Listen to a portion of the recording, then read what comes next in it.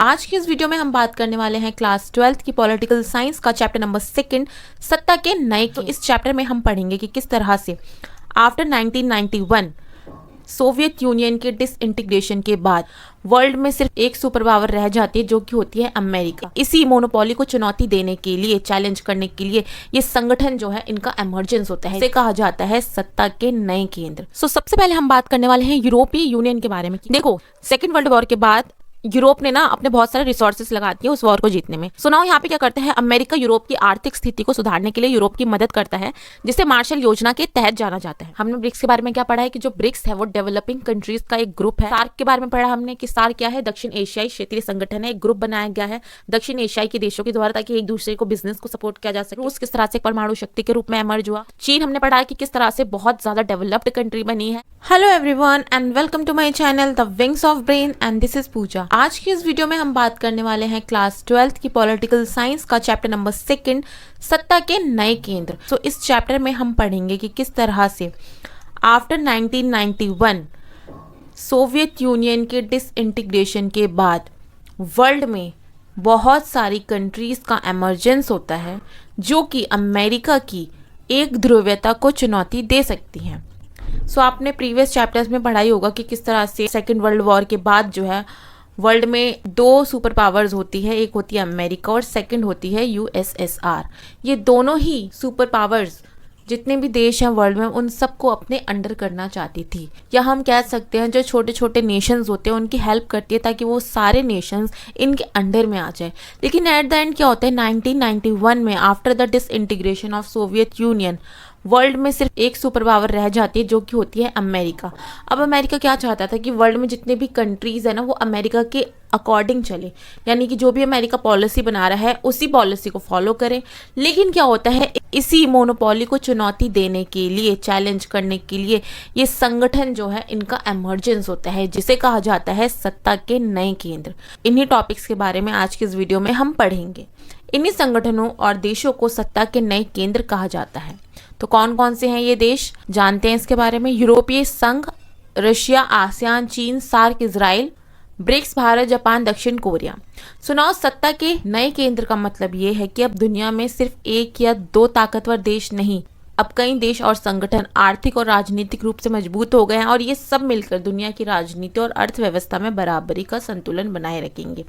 मतलब अब सब कुछ अमेरिका के अंडर में नहीं रहेगा। ये सारे जो देश हैं ये भी इतने मजबूत हो गए हैं कि ये वर्ल्ड पॉलिटिक्स को, या हम कह सकते हैं वर्ल्ड की इकोनॉमी को इन्फ्लुएंस कर सकते हैं। आई होप सो आपको यहाँ तक समझ में आया होगा। नेक्स्ट टॉपिक के बारे में बात करते हैं। तो यहाँ पे आप देख सकते हो ये है अमेरिका और ये है सोवियत यूनियन। तो ये दोनों ही सुपर पावर्स का आपने प्रीवियस चैप्टर्स में पढ़ा होगा किस तरह से एक कोल्ड वॉर स्टार्ट होता है कि ज़्यादा से ज़्यादा नेशंस को अपने अंडर करना। बट 1991 में क्या होता है, सोवियत यूनियन का डिसइंटीग्रेशन हो जाता है, जिसके बाद अमेरिका जो है सुपर पावर के रूप में एमर्ज होती है। सबसे पहले हम बात करने वाले हैं यूरोपीय यूनियन के बारे में कि यूरोपीय यूनियन किस तरह से अमेरिका की जो हेज बनी है उसको चैलेंज कर सकता है। इसकी स्थापना के बारे में बात करते हैं कि यूरोपीय यूनियन का जो है गठन किस तरह से किया जाता है। देखो, सेकेंड वर्ल्ड वॉर के बाद यूरोप ने अपने बहुत सारे रिसोर्सेस लगा दिए उस वॉर को जीतने में, जिससे क्या हुआ, यूरोप की जो आर्थिक स्थिति है वो बहुत ज़्यादा खराब हो गई। सुनाओ यहाँ पे क्या करता है, अमेरिका यूरोप की आर्थिक स्थिति को सुधारने के लिए यूरोप की मदद करता है, जिसे मार्शल योजना के तहत जाना जाता है। अब देखो, मार्शल योजना में क्या होता है, 1948 में इसी योजना के तहत यूरोपीय आर्थिक सहयोग संगठन बना दिया जाता है। अमेरिका क्या करता है, इस छोटा सा ऑर्गेनाइजेशन बना देता है जो क्या करेगा, यूरोप के सारे आर्थिक मुद्दों को देखेगा और यूरोप की इकोनॉमी को रीबिल्ड करने में काम करेगा, जिसके माध्यम से यूरोप के जो वेस्टर्न कंट्रीज है उनको आर्थिक मदद दी गई। धीरे धीरे क्या होता है, यूरोपीय आर्थिक संगठन ने राजनीतिक रूप लेना शुरू कर दिया, क्योंकि इसमें जो है पॉलिटिकल रूप से बहुत सारे लोग जुड़ गए थे। तो फिर इसके बाद देखो क्या होता है, 1992 में मास्ट्रिक्ट संधि एक एग्रीमेंट होता है जिसके द्वारा यूरोपीय संघ का जो है फाइनली गठन कर दिया जाता है। और इन प्रेजेंट बात करते हैं तो यूरोपीय संघ में 27 कंट्रीज हैं। इसके उद्देश्य के बारे में बात कर लेते हैं। समान विदेश नीति और सुरक्षा नीति अपनाना। यूरोपीय संघ का एक मेन ऑब्जेक्टिव ये भी है कि जो यूरोप की जितने भी कंट्रीज है ना, उनमें एक कॉमन विदेश नीति हो और एक सुरक्षा नीति हो, जिसके थ्रू जो यूरोप के सभी देश हैं वो बाहर की कंट्रियों से डील कर सके। अंतर्राष्ट्रीय मामले में यूरोपीय संगठन जो है एक दूसरे को सहयोग करे। समान मुद्रा यानी कि एक कॉमन करेंसी हो जो यूरोप के सभी देशों में चले। मुक्त व्यापार को बढ़ावा देना यूरोप के देशों में। सो ये इसके कुछ ऑब्जेक्टिव्स हैं। इसकी कुछ विशेषताओं के बारे में पढ़ लेते हैं। धीरे धीरे यूरोपीय संघ क्या करता है, आर्थिक सहयोग वाले संगठन से बदलकर अपने आप को राजनीतिक संगठन का रूप देना शुरू कर देता है। हमने पढ़ा है पहले। यूरोपीय संघ एक बड़े नेशन की तरह काम करने लगता है। इसका खुद का झंडा, एंथम और स्थापना दिवस और खुद की कॉमन करेंसी हो जाती है यूरो। दूसरे देशों से संबंधों में इन देशों ने साझी विदेश और सुरक्षा नीति बना ली है, कॉमन विदेश नीति बना ली है, जिससे सभी देशों के साथ ये डील करेंगे। देखो, यूरोपीय संघ का जो झंडा है उसमें क्या है, 12 सुनहरे तारे बने हुए हैं, जो कि कहीं ना कहीं जो 12 जो सुनहरे तारे हैं ये क्या दर्शाते हैं कि यूरोपीय यूनियन के सभी देशों में क्या है, यूनिटी है। ठीक है, नाउ नेक्स्ट बात करते हैं यूरोपीय संघ को कौन कौन से फैक्टर्स हैं जो कि शक्तिशाली बनाते हैं। 2005 में देखो ये दुनिया की सबसे बड़ी अर्थव्यवस्था थी। इवन इसने अमेरिका को भी पीछे छोड़ दिया। इसकी मुद्रा यूरो अमेरिकी डॉलर के प्रभुत्व को चुनौती देती है, यानी कि जो इसकी मुद्रा है यूरो, वो अमेरिकन जो डॉलर है उनकी करेंसी है उसको भी एक चुनौती दे सकती है। विश्व व्यापार में इसकी हिस्सेदारी अमेरिका से 3 गुना ज्यादा है। इसकी आर्थिक शक्ति का प्रभाव आप देखोगे तो यूरोप, एशिया और अफ्रीका तक फैला हुआ है। यह विश्व व्यापार संगठन का एक बहुत ही महत्वपूर्ण सदस्य है यूरोपीय यूनियन। इसके सदस्य देश फ्रांस यूएनएससी का जो है परमानेंट मेंबर है और परमाणु शक्ति संपन्न देश है फ्रांस, जो कि यूरोपीय यूनियन का एक सदस्य है। यूरोपीय यूनियन आर्थिक, राजनीतिक और सामाजिक क्षेत्रों में परिवर्तन लाने की क्षमता रखता है। इसका मतलब ये है यूरोपीय यूनियन की इतनी पावर है कि वो आर्थिक, राजनीतिक और सामाजिक क्षेत्र में किसी भी बात को बदलने की क्षमता रखता है। हर देश की कमियां होती हैं, यहाँ यूरोपीय यूनियन की भी कुछ कमियां हैं। देखो, इसके सदस्य देश जो है कॉमन विदेश नीति बनाते हैं ना, वो आपस में ही एक दूसरे के साथ कॉन्ट्राडिक्टरी होने लगती है। यूरोपीय यूनियन के कुछ देश यूरो को जो है अपनाने के लिए आपत्ति जनाते हैं कि भाई हमारी खुद की करेंसी होनी चाहिए। डेनमार्क और स्वीडन ने मास्ट्रिक्ट संधि को मानने से भी मना कर दिया है और यूरो को भी मानने से मना कर दिया है। सो ये कुछ कमियां हैं यूरोपीय यूनियन की। सो जब अगर आप आंसर राइटिंग करोगे तो यहाँ पे आप विशेषताएं, कमियां, निष्कर्ष, ये सारे पॉइंट्स उसमें इंक्लूड करोगे तो आपकी आंसर राइटिंग और बेहतर बनेगी। सो आई जस्ट होप सो आपको ये वाला टॉपिक बहुत अच्छे से समझ में आ गया होगा। नीचे कमेंट सेक्शन में जाओ और इस क्वेश्चन का आंसर बताओ कि जो यूरोपीय यूनियन का झंडा है वो क्यों ज़रूरी है और ये हमें क्या संकेत देता है। सो दैट आपको समझ में आ जाएगा कि आपने चैप्टर कितने अच्छे से समझा है। सो नाउ बात करते हैं हमारे नेक्स्ट टॉपिक के बारे में। अब आसियान किस तरह से अमेरिका की हेजेमनी के लिए एक चैलेंज साबित हुआ। आसियान का मतलब क्या है, पहले ये समझो। आसियान मतलब है association of south east Asian nation. South east Asia के नेशंस हैं उनको आसियान कहा गया है। इसकी स्थापना हुई थी 8 अगस्त 1967 में बैंकॉक यानी कि थाईलैंड में। स्टार्टिंग में आसियान की स्थापना करने वाले 5 देश थे, इंडोनेशिया, मलेशिया, फिलीपींस, सिंगापुर और थाईलैंड। लेकिन बाद में ना 5 कंट्रीज और आ जाती हैं जो कि नाउ आसियान में शामिल हो जाती हैं। वो 5 कंट्रीज कौन सी है? वियतनाम, लाओस, म्यांमार, कंबोडिया और ब्रुनेई। अब आसियान देशों की संख्या है 10। इसका एक मेन ऑब्जेक्टिव ये है आसियान का कि जितने भी दक्षिण पूर्व एशिया के देश हैं उनके बीच में आर्थिक, सामाजिक और सांस्कृतिक सहयोग बढ़ाना, मतलब एक तरह से यूनिटी लाना आसियान के देशों में। इसका उद्देश्य मतलब एक तरह से यूनिटी लाना आसियान के देशों में, सदस्य देशों के बीच में सहयोग और शांति बनाना, आर्थिक वृद्धि करना और विकास को बढ़ावा देना, क्षेत्र में सैनिक संघर्षों को रोकना और युद्ध की जगह बातचीत को बढ़ावा देना, एशिया में राजनीतिक स्थिरता और एकता को बनाए रखना। ये कुछ कॉमन ऑब्जेक्टिव्स हैं आसियान के। इसकी विशेषताएं क्या हैं? आसियान के ये देश विश्व में तेजी से उभरती अर्थव्यवस्थाएं हैं। सो जो आसियान के देश है वो धीरे धीरे क्या हो रहे हैं, एमर्ज हो रहे हैं। इनकी जो इकोनॉमी है काफ़ी ज़्यादा स्ट्रॉन्ग इकोनॉमी के रूप में सामने आ रही है। आसियान ने एक मुक्त व्यापार क्षेत्र, फ्री ट्रेड एरिया बनाया है। फ्री ट्रेड पॉलिसी के तहत अब यहाँ पे इंपोर्ट और एक्सपोर्ट को भी ज़्यादा से ज़्यादा बढ़ावा दिया जा सकता है इंडिया और आसियान के देशों में। आसियान समुदाय के 3 स्तंभ कौन से हैं? बहुत बहुत इम्पॉर्टेंट है। कई बार एग्जाम्स में ये वाला क्वेश्चन आता ही है, तो इसे ध्यान से समझना। आसियान सुरक्षा समुदाय, जिसका उद्देश्य यह है कि सदस्य देशों के बीच में क्षेत्रीय विवाद को सैनिक टकराव तक ना ले जाना और शांति या बातचीत से उस मैटर को सॉल्व करना, यानी कि शांति बनाए रखना। आसियान इकोनॉमिक कम्युनिटी, यानी कि साझा व्यापार, एक कॉमन मार्केट हो। आसियान के देशों में और जिससे इंपोर्ट और एक्सपोर्ट वाली सुविधा उपलब्ध कराई जाए। आसियान सामाजिक सांस्कृतिक समुदाय, बातचीत को बढ़ावा देना, आपसी मतभेदों को सुलझाना, अपने अपने कल्चर को एक देश से दूसरे देश में उसको बढ़ावा देना। सुनाओ, यहाँ पे हम बात करने वाले हैं आसियान क्षेत्रीय मंच। इसका क्या मतलब है?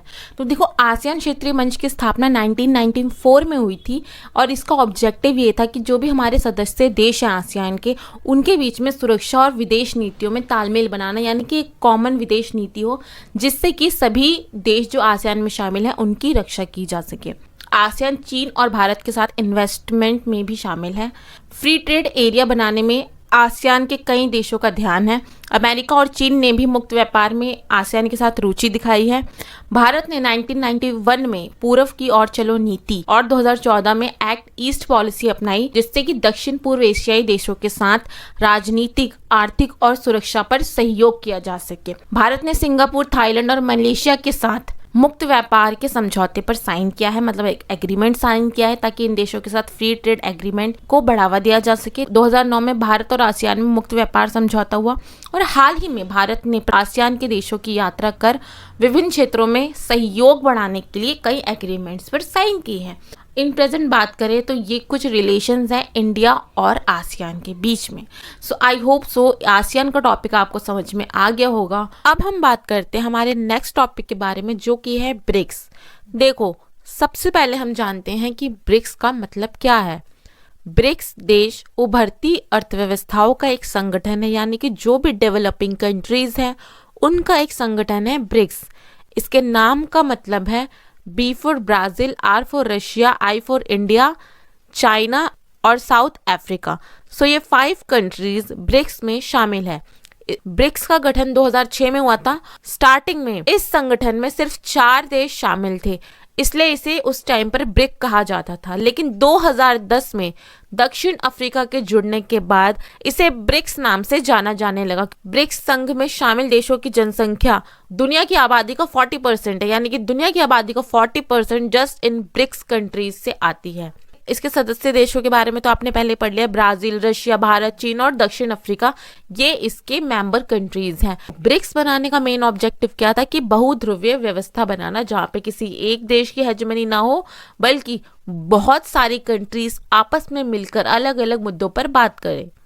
सदस्य देशों के बीच इन्वेस्टमेंट, तकनीक और ऊर्जा, इन सारी चीजों पर एक दूसरे का सहयोग किया जाए। विश्व बैंक और IMF जैसी संस्थाओं में सुधार की मांग करना भी इसका एक ऑब्जेक्टिव था और विकासशील देशों की आवाज को मजबूती देना। तो ये कुछ ऑब्जेक्टिव्स हैं ब्रिक्स देशों के। ब्रिक्स देशों की विशेषताएं क्या क्या है? विश्व की GDP का 25% से अधिक ब्रिक्स देशों के पास है और 2014 में ब्रिक्स देशों ने 2 बैंकों का निर्माण करा है, new development bank and contingent reserve arrangement, so that अगर इमरजेंसी पड़ती है ब्रिक्स के देशों में तो यहाँ से उनकी हेल्प हो सके। सो ये कुछ पॉइंट्स थे कि ब्रिक्स कैसे बना और ये किस तरह से अमेरिका की हेजेमनी के लिए एक चैलेंज बन सकता था। Now let's move on to our next topic, जो कि है रशिया। शीत युद्ध के दौरान सोवियत संघ का उत्तराधिकारी था रशिया। इट मींस कि जो रशिया था वो सोवियत यूनियन को उस टाइम पे लीड कर रहा था। 1991 में सोवियत संघ के विघटन के बाद ये एक बहुत ही ज्यादा शक्तिशाली देश के रूप में उभरा। रशिया की वर्तमान GDP 11वें स्थान पर है। रशिया के पास खनिज, प्राकृतिक संसाधन और गैसों का विशेष भंडार है, जो कि इसे एक शक्तिशाली राष्ट्र बनाता है। इसके अलावा रशिया के पास परमाणु हथियार भी है और समय समय पर रशिया ने भारत की भी मदद करी है। रूस संयुक्त राष्ट्र सुरक्षा परिषद का एक स्थायी सदस्य भी है। दैट्स व्हाई ये अमेरिका के हेजेमनी के लिए एक चैलेंज बन सकता है। अब हम बात करेंगे चाइना के बारे में कि चाइना किस तरह से अब 2025 में अगर हम देखते हैं तो अमेरिका की हेजेमनी के लिए एक बहुत बड़ा चैलेंज बन चुका है। क्योंकि आपको भी पता है ना, पहले अमेरिका कहता था क्या हो तुम, अब चाइना कहेगा तुम क्या हो बे, राइट। तो इस तरह से अब हम बात करेंगे चाइना के बारे में। देखो, इसकी स्थापना 1949 में जो वहाँ के एक लीडर थे माओ, उनके नेतृत्व में हुई थी। स्टार्टिंग में ना चाइना इतना डेवलप्ड नहीं था जितना डेवलप्ड वो आज है। स्टार्टिंग में क्या करता था चाइना की खेती से जो भी पूंजी होती थी उसे जो भारी भारी उद्योग है उन पे इन्वेस्ट कर देता था। चाइना ने समाजवादी मॉडल को अपना रखा था, यानी कि सब कुछ गवर्नमेंट के नियंत्रण में होगा। रोजगार, स्वास्थ्य और कल्याण जैसी योजनाओं पर यहाँ पे बहुत ज्यादा ध्यान दिया जाता था। लेकिन इससे क्या हुआ, धीरे धीरे ना चाइना के पास फॉरेन एक्सचेंज की कमी होने लगी। चाइना ना बस अपने अपने देश तक ही सीमित रहने लगा, ना तो ये बाहर अपने जो देश की बनी चीजें थी उनको एक्सपोर्ट कर सकता था, ना ही जो दूसरे देशों से चीजें बनती है वो उनको इम्पोर्ट कर सकता था। इसलिए सुधार काल 1970s में इस टाइम पे चाइना में कुछ ऐसे सुधार हुए जिसकी वजह से आप देखोगी चाइना इन प्रेजेंट बहुत सारी कंट्रीज से आगे भी निकल चुका है और इवन अमेरिका को भी पूरी तरह से टक्कर दे सकता है। 1972 में अमेरिका से इसने अपने संबंध सुधारे। 1973 में 4 आधुनिकीकरण करे, मतलब चीजों को प्राइवेट कर दिया, लाइक कृषि, उद्योग, रक्षा और विज्ञान को। 1978 में देंग शाओपिंग जो वहां के एक नए लीडर होते हैं, उन्होंने खुले द्वार की नीति अपनाई, यानी कि इन्होंने अब ऐलान कर दिया कि भाई सारी कंट्रीज आओ हमारे साथ व्यापार करो, हम ओपन ट्रेड पॉलिसी को प्रमोट करेंगे। 1982 में खेती का इन्होंने निजीकरण कर दिया और 1998 में उद्योगों का भी इन्होंने प्राइवेटाइजेशन कर दिया। स्पेशल इकोनॉमिक जोन की स्थापना करी और 2001 में वर्ल्ड ट्रेड ऑर्गेनाइजेशन का मेंबर बन गया चाइना। तो इस तरह से ग्रेजुअली चाइना ने अपनी इकोनॉमी को बहुत ज्यादा बूस्ट करा है। चीन के पास ना आप देखोगे बहुत बड़ी जनसंख्या थी जिसे उसने बहुत अच्छे से कंट्रोल करा। चीन एक परमाणु शक्ति संपन्न देश है और सुरक्षा परिषद का एक स्थायी सदस्य है, लेकिन इसके कुछ नेगेटिव इम्पैक्ट्स भी थे जो चाइना को झेलने पड़े। पहला, विकास का जो लाभ था वो सबको समान रूप से नहीं मिला। यहाँ पे अमीर और अमीर होते गए और गरीब होते गए। बेरोजगारी बढ़ी, भ्रष्टाचार बढ़ा। जो लोग गांव में रह रहे थे और जो लोग शहर में रह रहे थे उनकी इनकम इनक्वालिटी काफी ज्यादा बढ़ गई। पर्यावरण को नुकसान हुआ। सो ये कुछ नेगेटिव इम्पैक्ट्स थे चाइना के बारे में, लेकिन स्टिल हम देख सकते हैं आज के टाइम पे चाइना ने इन सभी चीजों को काफी हद तक ओवरकम कर लिया है। सो आई होप सो चाइना का टॉपिक आपको समझ में आ गया होगा। अब हम बात करने वाले हैं इजराइल के बारे में कि किस तरह से एक छोटे से देश ने अपने इनोवेशन पे, अपनी टेक्नोलॉजी पे इतना ज्यादा इन्वेस्ट करा है जिसकी वजह से आज ये अमेरिका की हेजमनी के लिए एक बहुत बड़ा चैलेंज बन सकता है। तो सबसे पहले हम इसके मैप के बारे में बात करते हैं। यहाँ पर आप देख सकते हो कि इजराइल एक बहुत ही छोटा सा देश है और इसकी पॉपुलेशन जस्ट 9 मिलियन है। तो इसके आसपास अगर आप देखोगे तो बहुत सी नेबर कंट्रीज है जिनमें कई बार आपस में ही वॉर होने लगता है, जिसके कॉन्सिक्वेंसेस इजराइल को भी जो है फेस करने पड़ते हैं। तो इन कॉन्सिक्वेंसेस से बचने के लिए इजराइल ने अपने देश में टेक्नोलॉजी पे बहुत इन्वेस्ट करा है, इनोवेशन पे बहुत इन्वेस्ट करा है, जिसके कारण इसकी अर्थव्यवस्था बहुत ही मजबूत हुई है। इजराइल ने अपने देश की रक्षा के लिए अपने सिक्योरिटी को बहुत ही वेल मेंटेन तरीके से स्टैब्लिश करा है। इवन जो 6 to 12 क्लास के बच्चे होते हैं उनको बचपन से ही ट्रेनिंग दे दी जाती है, आर्मी की ट्रेनिंग, सो दैट अगर इन इमरजेंसी कोई भी देश हमला करता है तो वहाँ के जो सिटीजन है वो अपनी रक्षा खुद कर सके। रक्षा पे इसने बहुत इन्वेस्ट करा है और प्रतिकूलता के विरुद्ध निरंतरता का सिद्धांत अपनाया है, जिसका मतलब ये है चाहे कठिन से कठिन परिस्थिति भी क्यों ना आ जाए, इजराइल रुकने वाला नहीं है। इजराइल अपने आप पर निरंतर काम करता रहेगा और आगे बढ़ता रहेगा, जिसकी वजह से आज इजराइल बहुत ही एडवांस टेक्नोलॉजी है जो कि दूसरे देशों में एक्सपोर्ट करता है। सो इस तरह से इजराइल एक बहुत ही छोटे से देश ने अपने आप पर काम करके, अपने इनोवेशंस पे काम करके, अपने आइडियाज पे काम करके अपने आप को बहुत ही स्ट्रॉन्ग देश बनाया है। So now let's move on to our next topic जो कि है अपना इंडिया। इंडिया के बारे में बात करते हैं तो 21वीं शताब्दी की एक बहुत ही एमर्जिंग अर्थव्यवस्था है भारत। 5 ट्रिलियन की अर्थव्यवस्था है। प्रौद्योगिकी और विज्ञान में मेक इन इंडिया की योजना के तहत भारत ने अपनी अर्थव्यवस्था को काफी आगे बढ़ा है। अब भारत जो भी चीजें बाहर से एक्सपोर्ट करता था टेक्नोलॉजी से रिलेटेड, वो अब अपने ही देश में बनाएगा, जो कि कहीं ना कहीं भारत के लिए एक मील का पत्थर साबित हो सकती है। अपनी पुरानी संस्कृति को साथ लेकर भारत ने व्यापार में, सेवा में बहुत ही तेजी से विकास करा है। अगर हम बात करें परमाणु तकनीकी रूप से भी भारत बहुत ज्यादा आत्मनिर्भर बन चुका है। तो शिक्षा और अंतरिक्ष में भी भारत ने काफी ज्यादा प्रगति कर ली है। लाइक अगर आप देखोगे एग्जाम्पल चंद्र मिशन, सूर्य मिशन जिसमें आदित्य L1 भारत के द्वारा लॉन्च किया गया था, चंद्रयान 1, चंद्रयान 2। तो इस तरह से भारत अपने अंतरिक्ष मिशन में भी काफी ज्यादा प्रगति कर रहा है और इसलिए भी भारत अमेरिका की हेजमनी के लिए एक मील का पत्थर साबित हो सकता है, यानी कि एक बहुत बड़ा चैलेंज बन सकता है। सो नाउ बात करेंगे जापान के बारे में। जापान एक ऐसा देश जिसने एटम बॉम्ब के बहुत से कॉन्सिक्वेंसेस को फेस करा है। लाइक अगर आप जानते हो तो अमेरिका के थ्रू जापान के 2 शहरों पर जो है एटम बॉम्ब्स गिराए गए थे, हिरोशिमा और नागासाकी, राइट। सो नए एशिया के पूर्व में ये स्थित एक द्वीपीय देश है, आइलैंड कंट्री है, परमाणु बम से प्रभावित देश है। तो परमाणु बम गिरने के बाद अपने ही देश के संविधान में एक चेंज करके जापान ने पूरी तरह से युद्ध को जो है त्याग दिया है। उसने अपने संविधान में भी इस चीज को मेंशन करा है कि जापान के थ्रू अब किसी भी देश पे कोई ना तो युद्ध किया जाएगा और जापान किसी भी मुद्दे को जो है अब बातचीत के द्वारा ही सॉल्व करेगा। इसके अगर हम इसकी टेक्नोलॉजी की बात करें तो हम सब इस चीज़ से वाकिफ है कि सोनी, ह्युंडा, सुजुकी और पैनासोनिक, ये सारी जो ब्रांड्स है ये जापान के ब्रांड्स हैं और काफ़ी ज़्यादा अच्छे ब्रांड्स हैं। 1964 में OECD का सदस्य बना है जापान। OECD का मतलब है organisation for economic and cooperation and development. ये एक जो डेवलप्ड कंट्रीज है उनका एक ग्रुप है जो कि हेल्प करता है, जो डेवलपिंग कंट्रीज होती है उनको इकोनॉमिकल हेल्प देता है। विश्व की तीसरी बड़ी अर्थव्यवस्था है, बहुत ज्यादा टेक्नोलॉजिकल एडवांसमेंट हो चुका है जापान में। G7 का सदस्य है, UN बजट में दूसरा सबसे बड़ा बजट देने वाला जो एक देश है वो जापान है। अपनी सेना पर सबसे ज्यादा इन्वेस्ट करने वाला 7वां देश है जापान और 1951 से अमेरिका के साथ सुरक्षा गठबंधन में भी शामिल है जापान। सो इस तरह से जापान जो है एटम बॉम्ब के कॉन्सिक्वेंसेस के बाद भी आज एक बहुत ही ज्यादा डेवलप्ड नेशन के रूप में एमर्ज हुआ है। होप सो आपको ये टॉपिक बहुत अच्छे से समझ में आ गया होगा। सो नाउ आपको नीचे क्वेश्चन का आंसर देना है कि जापान के किन 2 देशों पर अमेरिका के थ्रू एटम बॉम्ब्स गिराए गए थे। दक्षिण कोरिया के बारे में भी बात कर लेते हैं। आपकी सपोर्ट मटेरियल में ये भी एक टॉपिक दिया गया है कि किस तरह से दक्षिण कोरिया भी अमेरिका के लिए एक चैलेंज बन सकता है। तो क्या है, देखो, जो दक्षिण कोरिया है एशिया में स्थित है, इसकी राजधानी है सियोल। 1950 के बाद दक्षिण कोरिया और उत्तर कोरिया में इसका डिवीजन हो गया है, मतलब 2 देशों में ये बट गए हैं। 1960 से 80 के दशक में हान नदी पर चमत्कार, तेज आर्थिक विकास।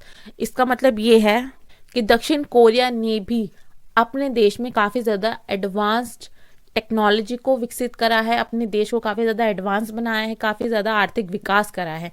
1996 में ये OECD का सदस्य बना है। सो अब आपको नीचे बताना है कि OECD की फुल फॉर्म क्या है। 2017 में विश्व की 11वीं सबसे बड़ी अर्थव्यवस्था थी दक्षिण कोरिया।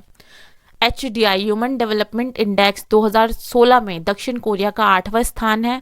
और अगर आप इसके ब्रांड्स की बात करें तो सैमसंग, LG, Hyundai जैसी कंपनियां जो है ये सारे ब्रांड्स है दक्षिण कोरिया के। और विश्व में 10वें स्थान पर आता है दक्षिण कोरिया, जिसने अपने देश में काफ़ी ज़्यादा आर्थिक विकास करा है, लोगों के डेवलपमेंट के लिए काम करा है।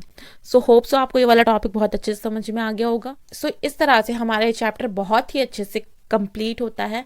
सो जो जो क्वेश्चंस के आंसर मैंने पूछे आपको नीचे कमेंट सेक्शन में बताने हैं। सो नाउ यहाँ पे जल्दी से क्विक रिवीजन कर लेते हैं कि अब तक हमने क्या क्या पढ़ा है। हमने ब्रिक्स के बारे में क्या पढ़ा है कि जो ब्रिक्स है वो डेवलपिंग कंट्रीज का एक ग्रुप है। सार्क के बारे में पढ़ा हमने कि सार्क क्या है, दक्षिण एशियाई क्षेत्रीय संगठन है, एक ग्रुप बनाया गया है दक्षिण एशियाई के देशों के द्वारा ताकि एक दूसरे को बिजनेस को सपोर्ट किया जा सके, एक दूसरे को कल्चर को एक देश से दूसरे देश में जाके एक्सचेंज किया जा सके। नेक्स्ट हमने बात किया कि रूस किस तरह से एक परमाणु शक्ति के रूप में एमर्ज हुआ और किस तरह से 1991 में रशिया का जो सोवियत संघ था उस पे से पूरी लीडरशिप एंड होती है और किस तरह से रशिया ने अपने आप को एक परमाणु शक्ति के रूप में जो है स्टैब्लिश करा। चीन हमने पढ़ा कि किस तरह से बहुत ज्यादा डेवलप्ड कंट्री बनी है जिसने अपनी इकोनॉमी पे 1970s में ट्रांसफॉर्मेशंस पे काम करा है। सुनाओ अब आपको नीचे कमेंट सेक्शन में ये भी बताना है 1970s में अपने लिए चाइना ने कौन कौन से स्टेप्स उठाए जिसकी वजह से आज चाइना एक बहुत ही ज्यादा डेवलप्ड कंट्री के रूप में एमर्ज हुआ है। हमने इजराइल के बारे में पढ़ा कि इजराइल किस तरह से एक छोटा सा देश था जिसने अपनी सिक्योरिटी पे, इनोवेशन पे बहुत ज्यादा इन्वेस्ट करा है और बहुत ज्यादा अब उसकी टेक्नोलॉजी एडवांसमेंट इतनी ज्यादा हो चुकी है कि वो भारत और बहुत सारे देशों में अपनी टेक्नोलॉजी को जो है एक्सपोर्ट करता है। हमने भारत के बारे में पढ़ा कि भारत के पास एक बहुत ही बड़ी पॉपुलेशन है और $5 ट्रिलियन की इसकी अर्थव्यवस्था बन चुकी है। जापान क्या है, तीसरी सबसे बड़ी अर्थव्यवस्था है। जापान ने किस तरह से एटम बॉम्ब्स के कॉन्सिक्वेंसेस को फेस करा है और फिर भी आज वो एक डेवलप्ड कंट्री के रूप में एमर्ज हुआ है। दक्षिण कोरिया के बारे में हमने पढ़ा कि दक्षिण कोरिया का किस तरह से डिवीजन हुआ नॉर्थ कोरिया और साउथ कोरिया में, लेकिन इसने स्टिल अपने देश की अर्थव्यवस्था पे काफ़ी ज़्यादा काम करा है। सो दिस इज़ हाउ ये सारी कंट्रीज अमेरिका की हेजमनी के लिए एक बहुत बड़ा चैलेंज साबित हुई। और नाउ वर्ल्ड में किसी एक देश का आधिपत्य नहीं है, मतलब किसी एक देश की हेजमनी नहीं है, बल्कि अब सभी के सभी जो ये सारी कंट्रीज हैं ये आपस में मिलकर वैश्विक मुद्दों को डिस्कस करती है और उसका सॉल्यूशन निकालती है। बाकी कैसा लगा आपको आज का चैप्टर नीचे कमेंट सेक्शन में ज़रूर बताना। सो पॉलिटिकल साइंस के बाकी के चैप्टर्स पढ़ने के लिए आप इस वाली प्लेलिस्ट को फॉलो कर सकती हैं। बहुत सारे बच्चों ने इस प्लेलिस्ट को बहुत सारा प्यार दिया है। इस प्लेलिस्ट को फॉलो करके आप अपने सारे चैप्टर्स को कंप्लीट कर सकते हैं। तो visit the playlist to access the complete chapters. History के चैप्टर्स की फुल कॉन्सेप्चुअल क्लैरिटी के लिए आप इस वाली प्लेलिस्ट को फॉलो करेंगे। अगर आपको आज का चैप्टर पसंद आया है तो इसके लिए लाइक, सब्सक्राइब और प्यारा सा कमेंट कर देना नीचे, और अपने सभी फ्रेंड्स के साथ इस वीडियो को ज़रूर शेयर करना। तो I will see you in the next video.